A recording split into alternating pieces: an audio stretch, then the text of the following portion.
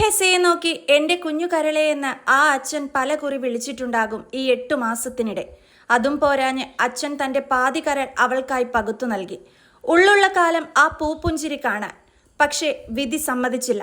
വാത്സല്യവും സ്നേഹവും പൊതിഞ്ഞ് അച്ഛൻ ചേർത്തുവച്ച ആ കരളിനും കുഞ്ഞു ഹെസയെ രക്ഷിക്കാനായില്ല. കരളിന്റെ കഷ്ണം പകുത്തു നൽകിയപ്പോൾ ആ പിതാവിന് തെല്ലുപോലും നൊന്തില്ല. എന്നാൽ കഴിഞ്ഞ ദിവസം പാൽപുഞ്ചിരി പറ്റിയ മുഖവുമായവൾ വെള്ളത്തുണിയിൽ പൊതിഞ്ഞു കിടന്നപ്പോൾ കരൾ പിളരുന്ന വേദന അറിഞ്ഞു ആ ഹതഭാഗ്യനായ പിതാവ്.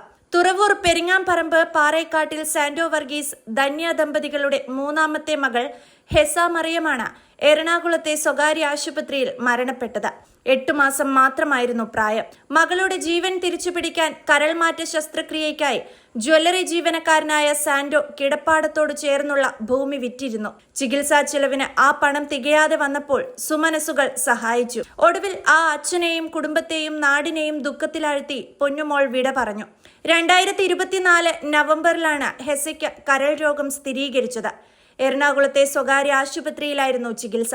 കരൾ മാറ്റിവയ്ക്കാതെ ജീവൻ രക്ഷിക്കാനാവില്ലെന്ന സ്ഥിതി വന്നു. ശസ്ത്രക്രിയയ്ക്കായി കഴിഞ്ഞ 17-നാണ് ആശുപത്രിയിൽ പ്രവേശിപ്പിച്ചത്. 20-ന് ശസ്ത്രക്രിയ നടന്നു. അവയവദാനം നടത്തിയ പിതാവ് സാന്റോ 1 മാസം ഡോക്ടറുടെ നിരീക്ഷണത്തിലായിരുന്നു. തീവ്രപരിചരണ വിഭാഗത്തിൽ ചികിത്സയിൽ കഴിയവെയാണ് ചൊവ്വാഴ്ച ഹെസ വിട പറഞ്ഞത്. കുഞ്ഞിനെ ഒരു നോക്കു കാണാൻ 100 കണക്കിന് ആളുകൾ വീട്ടിലെത്തി. അച്ഛന്റെയും അമ്മയുടെയും ദുഃഖം ആളുകളെ കണ്ണീരിലാഴ്ത്തി.